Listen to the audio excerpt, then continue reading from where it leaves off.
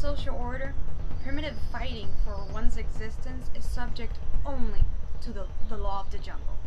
In this savage, dog-eat-dog system, the imposing will of the strongest rests on a liberty without any moral limits.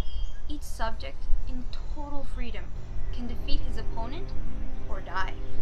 And no one can condemn the strongest victor of abusing the weak, because there are no social contracts in the survival of the fittest.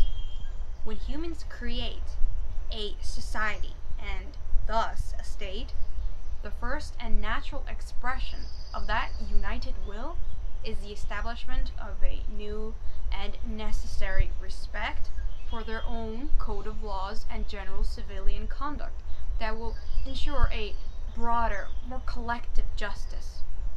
As civilizations progress, we see the individual liberty modified, more moderate, so as to arrange an equal fairness to the weak, vulnerable, and defenseless, who are always the more numerous and whose voices we must listen to.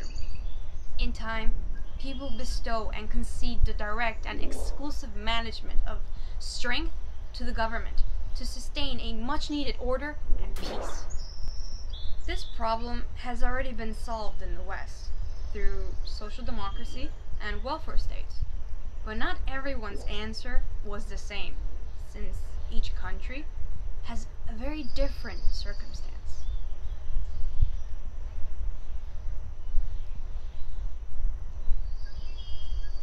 In Cuba, the general will has chosen order and peace.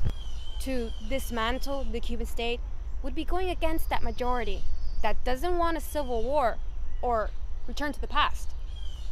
They've chosen a socialist form of government, and those who didn't accept the social contract went into exile since they were minorities. Now, I believe minorities have rights.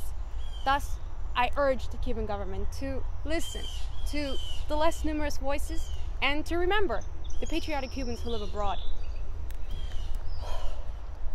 Cuba's sovereignty is very important. I can't stress that enough. And if we want what's best for Cuba, we need to support the current reforms taking place right now. They're deeply progressive changes that will fortify the civil society and improve the economic model. But there's always a but. They irritate powerful, non-democratic forces outside of Cuba, simply because these reforms do not seek the destruction of the Cuban state or favor the privatization of public goods, which is what these economic groups want in order to enslave the Cuban nation. Might sound paranoid, but it's reality. Now, Cuba, it's a very small country, a little speck of an island that lives on the edge of an empire. But within this empire, there are millions who are not imperialistic and have a profound respect for foreign civil rights. It is the eminent destiny of these two neighbors to get along. Both the US and Cuba know this. So these groups that conspire to base the relationship of these two countries on the law of the jungle will not win.